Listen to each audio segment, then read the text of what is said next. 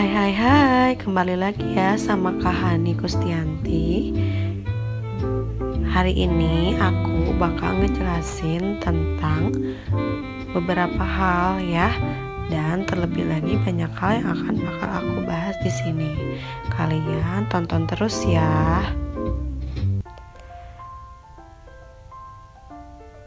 Yang aku bahas sekarang itu adalah cara memahami hubungan dengan pelanggan. Tapi sebelum nonton jangan lupa subscribe, klik lonceng, dan like, dan juga jangan lupa komen karena itu gratis semuanya ya guys. Nah, yang pertama itu siapa itu pelanggan? Ya, kita harus tahu dong pengertiannya. Pelanggan itu setiap orang yang menuntut pemberian jasa perusahaan untuk memenuhi standar kualitas pelayanan tertentu sehingga dapat memberikan pengaruh pada performansi pemberian jasa atau perusahaan tersebut. Dengan kata lain, pelanggan tidak tergantung pada produk tetapi sebaliknya. Nah, di sini Kak Hani mau jelasin tentang jenis-jenis pelanggan ya. Di sini ada 3, pelanggan internal, pelanggan perantara, dan pelanggan eksternal. Apa itu pengertian pelanggan internal? Yaitu pengguna produk yang berada di perusahaan dan memiliki pengaruh terhadap maju dan berdirinya perusahaan. Sedangkan pelanggan perantara yaitu setiap orang yang berperan sebagai perantara produk dan bukan sebagai pemakai. Lalu pelanggan eksternal, setiap orang atau sekelompok orang pengguna suatu produk, barang dan jasa yang dihasilkan oleh perusahaan bisnis yang berperan sebagai pelanggan nyata atau akhir. Jadi seperti itu ya. Nah, di sini Kak Hani juga mau ngejelasin tentang karakteristik pelanggan. Yuk, tetap on ya. Yang di sini ada karakter common person, karakter continuous learner, karakter kritikus, karakter camper, karakter climber, dan karakter crazy artist. Dan ada satu lagi karakter cash register ya. Nah, tapi ini yang 6 ini yaitu karakter common person. Ini adalah karakteristik orang dengan tipe seperti ini adalah kecenderungan bertindak mandiri, cenderung religius, melakukan segalanya dengan sempurna, tidak banyak komplain di dalam melakukan aktivitasnya. Cara menghadapi pelanggan seperti ini menggunakan logika sebagai dasar pengambilan keputusan. Kemudian karakter continuous learner ini yaitu tipe seperti ini mempunyai kecenderungan senang hal-hal rinci, kesempurnaan data, serta dialog yang panjang. Cara mengatasi pelanggan ini yaitu pendekatan rasional.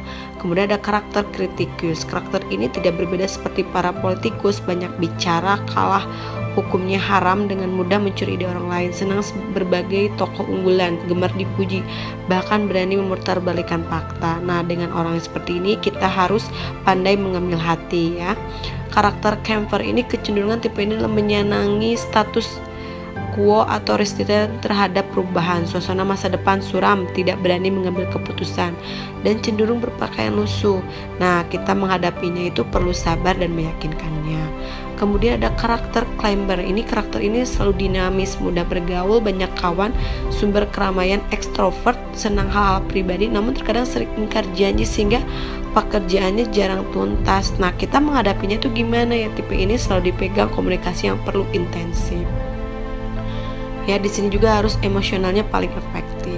Kemudian juga ada karakter crazy artist. Nah, karakter ini dapat dibilang unik, selalu berimajinasi, introvert, berbicara datar, mudah tersinggung, tidak senang keramaian, menyendiri adalah sesuatu yang menyenangkan.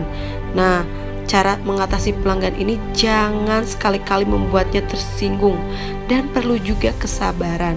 Lebih baik menggunakan bahasa visual karena lebih mudah dipahami daripada menggunakan verbal.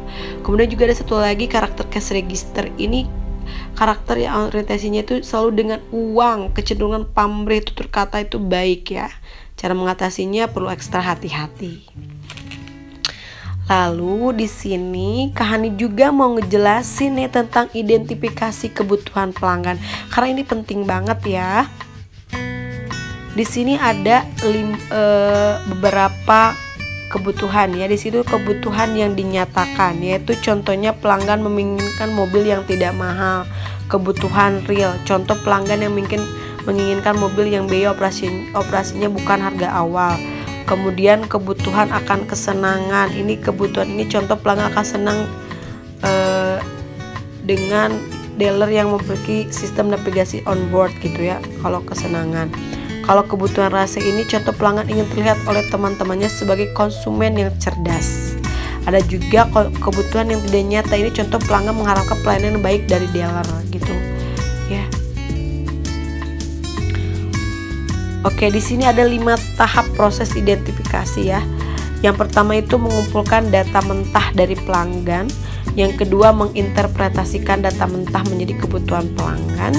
Yang ketiga mengorganisasi kebutuhan menjadi beberapa hierarki, yaitu kebutuhan primer, sekunder, dan tersier. Yang keempat menetapkan derajat kepentingan relatif setiap kebutuhan. Dan yang kelima menganalisis hasil dan proses. Nah, 5 tahap ini penting ya untuk proses identifikasi kebutuhan pelanggan gitu ya. Karena di sini itu kita harus melalui tahapan ini agar proses kebutuhan pelanggan itu terpenuhi gitu. Yang pertama mengumpulkan data mentah, menginterpretasi data mentah itu menjadi kebutuhan pelanggan, mengorganisasikan kebutuhannya itu menjadi beberapa hierarki dari kebutuhan primer, sekunder, dan tersier. Karena kan kebutuhan pelanggan itu tidak cuma satu ya, kita ada 3 yang digolongkan itu primer, sekunder, dan tersier. Kemudian menetapkan derajat kepentingan relatif setiap kebutuhan. Nah ini juga sama, ini penetapan derajat kepentingan relatif setiap kebutuhan dapat dilakukan dengan cara ya, dua cara. Itu cara pertama, tim pengembang mendiskusikan secara bersama untuk menentukan langsung derajat kepentingan setiap kebutuhan secara bersama-sama. Cara kedua adalah melakukan survei lanjutan dengan memilih variabel yang dianggap penting ya. Kemudian ada juga menganalisis hasil dan proses. Ini merupakan langkah terakhir pada metode identifikasi kebutuhan pelanggan dalam menguji hasil dan meyakinkan ya.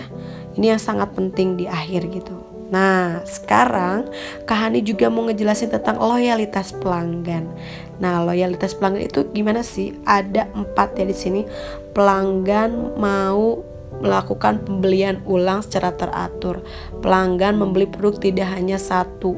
Pelanggan bersedia merekomendasikan produk dan jasa kepada orang lain, dan pelanggan tidak mudah ya.